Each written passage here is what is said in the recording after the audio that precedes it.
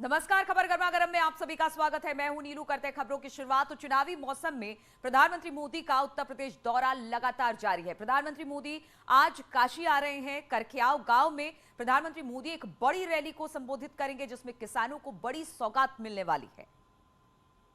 तो काशी में प्रधानमंत्री मोदी बनास डेयरी का शिलान्यास करेंगे। दरअसल उस डेयरी के बनने से कानपुर, लखनऊ के बाद बनारस में एक नई दुग्ध डेयरी बन जाएगी और इस मौके पर प्रधानमंत्री मोदी 1,75,000 दुग्ध उत्पादकों के खाते में 2020-21 के लाभांश के 35.19 करोड़ रुपए डिजिटल सिस्टम में ट्रांसफर करेंगे।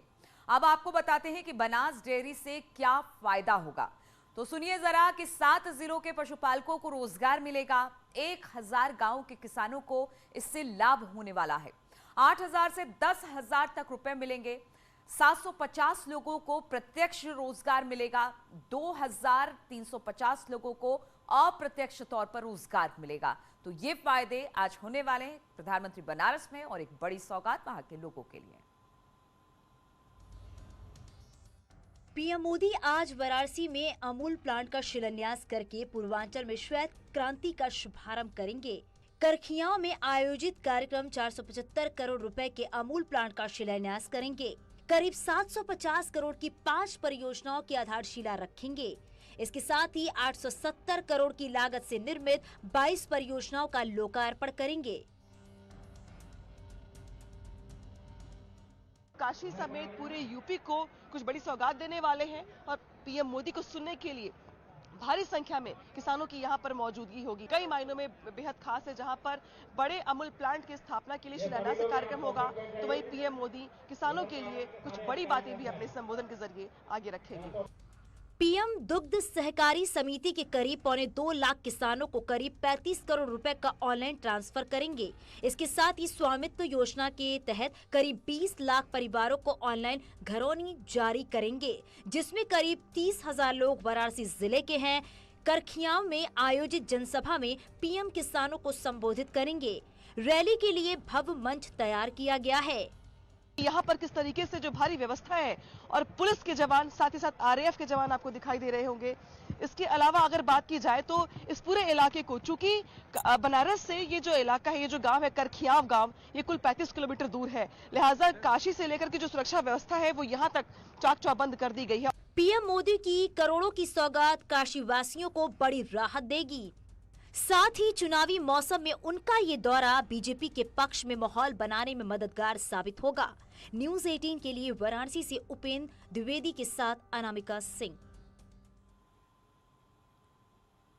और लखनऊ में होगा किसान सम्मेलन। कार्यक्रम में शामिल होंगे मुख्यमंत्री योगी आदित्यनाथ। लोक भवन में सुबह 9:30 बजे कार्यक्रम को रखा गया है। तो लखनऊ में होगा किसान सम्मान कार्यक्रम और कार्यक्रम में शामिल होंगे मुख्यमंत्री योगी आदित्यनाथ। लोक भवन में सुबह 9:30 बजे इस कार्यक्रम को रखा गया है। मुख्यमंत्री योगी आदित्यनाथ ने अयोध्या में खरीदी गई जमीनों के मामले की जांच के आदेश दिए हैं। जांच की जिम्मेदारी एसीएस राजस्व को सौंपी गई है। अयोध्या में बड़े पैमाने पर जमीनों की खरीद फरोख्त की शिकायतें लगातार मिल रही थी। इसके बाद ही सीएम योगी एक्शन में आए और तुरंत जांच करने के आदेश दिए हैं और कहा कि इस बात को लेकर राम मंदिर का निर्माण शुरू होने के बाद अयोध्या में कई अफसरों और नेताओं ने बड़े पैमाने पर जमीन खरीदी है, इसलिए सीएम ने पूरे मामले की तह तक जाकर जांच करने को कहा है। सीएम ने साफ किया कि किसी भी स्तर पर गड़बड़ी नहीं होनी चाहिए। एसीएस राजस्व को जल्द से जल्द जांच करने और रिपोर्ट सौंपने के निर्देश दिए गए हैं।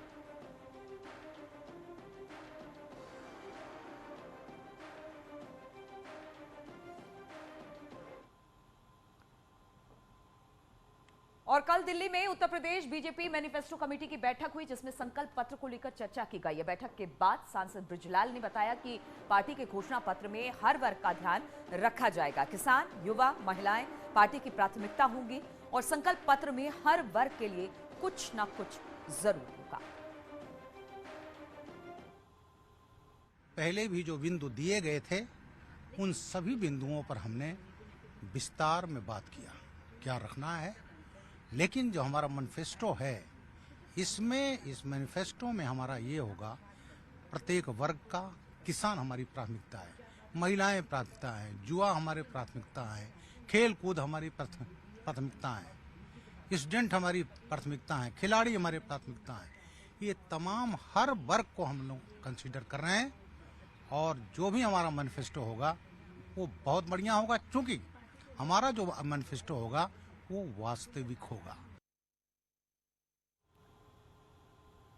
और बुधवार को जन विश्वास यात्रा में शामिल होने के बाद सीएम योगी आदित्यनाथ सोनभद्र के रॉबर्ट्सगंज में जिले को 513 करोड़ रुपए की सौगात दी है। 250 करोड़ की लागत से बनने वाले राजकीय मेडिकल कॉलेज के शिलान्यास और 79 विकास परियोजनाओं का लोकार्पण और शिलान्यास किया जाएगा। इस दौरान सीएम ने किसानों, बुजुर्गों, दिव्यांगों के लिए सरकार की योजनाओं का बखान करते हुए विपक्ष पर जमकर निशाना साधा। उन्होंने कहा कि आजादी के बाद की सरकारों ने सोनभद्र के लोगों को विकास से दूर रखा, लेकिन अब बीजेपी सरकार विकास कर रही है।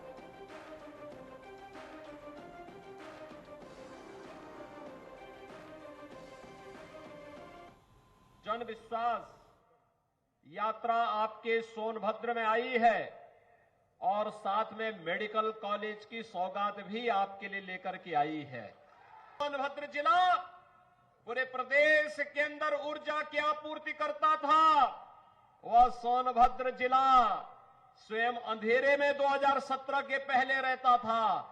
आज तो यहां पर बिजली भी दिया जा रहा है और हर घर नल योजना के माध्यम से गांव-गांव में पेयजल की स्कीम भी आपके जनपद को उपलब्ध कराई जा रही है।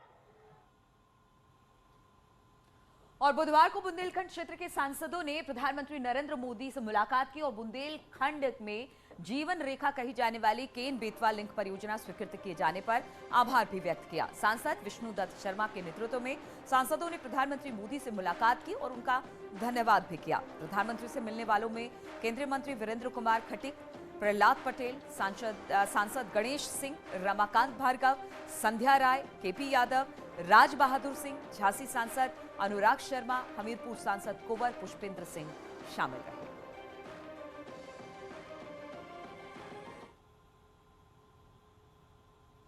और उत्तर प्रदेश टीईटी परीक्षा 2021 की नई तारीख अब आ गई है। 23 जनवरी 2022 को आयोजित होगी टीईटी की परीक्षा। प्रथम पाली में सुबह 10 से 12, 12:30 बजे के बीच प्राथमिक स्तर की परीक्षा होगी, जबकि दोपहर 2:30 बजे से 5 बजे तक पाली में उच्च प्राथमिक स्तर की परीक्षा होगी।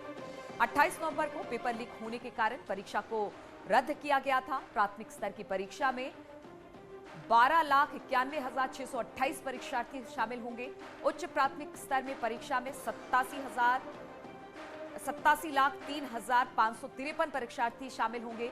परीक्षा को नकल विहीन कराए जाने के लिए उत्तर प्रदेश शासन ने अब आदेश जारी कर दिए हैं।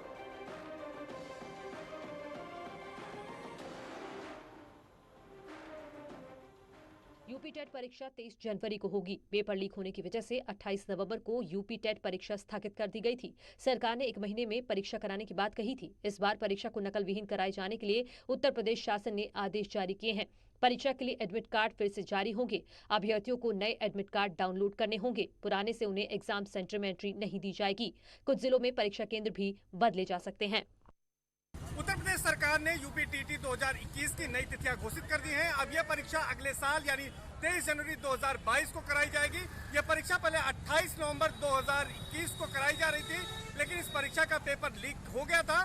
प्रयागराज, आगरा, लखनऊ, मेरठ, गाजीपुर सहित तमाम कौशाम्बी तमाम जिलों में इसका पेपर लीक हुआ था, जिसके बाद 30 से ज्यादा लोग इस मामले में गिरफ्तार किए गए थे। प्रयागराज में काटजू इंटर कॉलेज का प्रिंसिपल भी इस मामले में गिरफ्तार हुआ था। इसके साथ ही साथ तत्कालीन सचिव परीक्षा नियामक प्राधिकारी संजय कुमार उपाध्याय को भी इस मामले में सस्पेंड कर दिया गया है। इसके साथ ही साथ जिस एजेंसी ने इसके प्रश्न पत्र छापे थे उसके खिलाफ भी कार्रवाई की गई है और उसको भी ब्लैकलिस्ट कर दिया गया है। और नितिन गडकरी का गाजियाबाद दौरा है। मेरठ में दिल्ली मेरठ एक्सप्रेसवे का यहां पर लोकार्पण करेंगे। जनरल वीके सिंह भी उनके साथ मौजूद रहने वाले हैं। दोपहर 2 बजे एक्सप्रेसवे का लोकार्पण होगा। डासना में कंट्रोल रूम का लोकार्पण। यातायात गतिविधियों के लिए कंट्रोल रूम बनाया गया है, जिसमें डिप्टी सीएम केशव प्रसाद मौर्य भी मौजूद रहेंगे।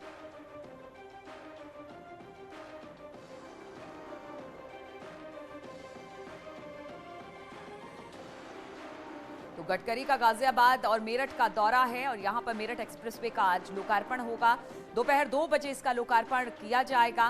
नितिन गडकरी इसका लोकार्पण करने पहुंच रहे हैं, साथ ही डिप्टी सीएम भी यहां पर पहुंचेंगे। टासना में कंट्रोल रूम का लोकार्पण भी किया जाएगा। जनरल वीके सिंह भी मौजूद रहने वाले हैं। और अखिलेश यादव की पत्नी डिंपल यादव और उनकी बेटी कोरोना संक्रमित हो गई हैं और दोनों लोगों ने अपने आप को घर में आइसोलेट कर लिया है। समाजवादी पार्टी के अध्यक्ष अखिलेश यादव की पत्नी डिंपल यादव और उनकी बेटी टीना यादव कोरोना संक्रमित पाई गई हैं। उन्होंने खुद को घर में आइसोलेट कर लिया है।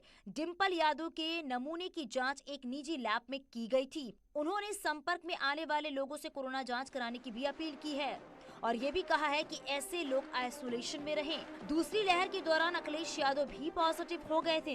हालांकि कुछ एहतियात बरतने के बाद उनकी रिपोर्ट नेगेटिव आ गई थी। और सीएम योगी ने अखिलेश यादव से बातचीत की है। फोन पर बात कर अखिलेश का हालचाल जाना, अखिलेश और उनके परिवार वालों का हालचाल लिया है। मुख्यमंत्री ने अखिलेश की बेटी पत्नी है कोरोना पॉजिटिव और मुख्यमंत्री ने उनसे फोन की है, बातचीत की है, उनका हालचाल जाना है। तो सीएम योगी ने अखिलेश यादव से बातचीत की है और उनकी पत्नी और बेटी कोरोना पॉजिटिव हो गई है, जिसको लेकर उन्होंने हालचाल जाना, उनसे पूछा कि किस तरह की उनकी तबीयत है। फोन पर सीएम और अखिलेश यादव की बातचीत हुई है। अब आपको बता दें, अखिलेश की बेटी और पत्नी कोरोना पॉजिटिव हुई है। उन्होंने अपने आप को आइसोलेट कर लिया है।